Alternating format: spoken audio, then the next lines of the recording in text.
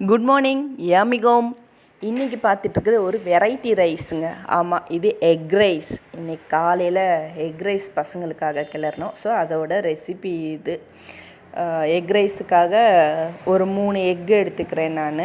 அதுக்கப்புறம் வெங்காயம் நல்லா பெருசாக 2 வெங்காயம், அது கூட பச்சை மிளகா, கொத்தமல்லி, கருவேப்பில்லை, புதினா செடியில் இருக்கு இல்லையா, ஸோ அதனால் புதினா எல்லாம் எடுத்தாச்சு. அது கூட இஞ்சி, பூண்டு, சோம்பு. எக்கு போடும்போது சோம்பு அந்த ஸ்மெல்லு நல்லாயிருக்கும். அது கூட பூந்தளிர் வீட்டிலையே இருக்கிறதுனால ரொம்ப ஹெல்தியானது. இதுதான் ரம்பை பிளான்ட் அப்படின்னு சொல்லுவாங்க. ஸோ தாளிப்புக்காக அதை எடுத்திருக்கேன்.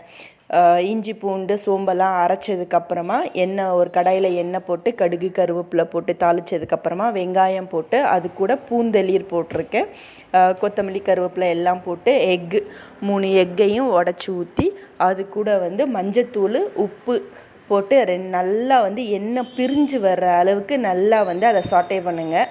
அது நல்லா அப்படியே எண்ணெய் பிரிஞ்சு வந்ததுக்கப்புறம் சாதம் வடிச்சிருக்கிறத அதோடு சேர்த்து நல்லா கிளறிட்டு உப்பு டேஸ்ட்டு கரெக்டாக இருக்கா அப்படின்னு செக் பண்ணிக்கோங்க. ஏன்னா உப்பு இல்லைன்னா சாப்பிட முடியாது இல்லையா. இது கூட சைட் டிஷ் பார்த்திங்கன்னா அப்பளம். ஆமாம், பசங்களுக்கு ரொம்ப பிடிச்ச அப்பளம், ஃபிங்கர் அப்பளம். பாருங்கள், விரலில் மாட்டி காட்டுறேன். என்ஜாய், பாய்.